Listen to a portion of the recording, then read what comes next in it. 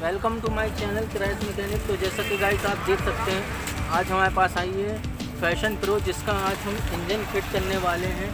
तो गाइस जैसा कि मैं आपको बताना चाहता हूँ कि आज हम इसका इंजन फिट कर रहे हैं। तो आज हम इसके बारे में आपको जानकारी देंगे और इंजन के बारे में बताएंगे। तो गाइस हमारे साथ वीडियो में बने रहिए और हमारी वीडियो को लाइक कीजिए, फॉलो कीजिए, सब्सक्राइब कीजिए।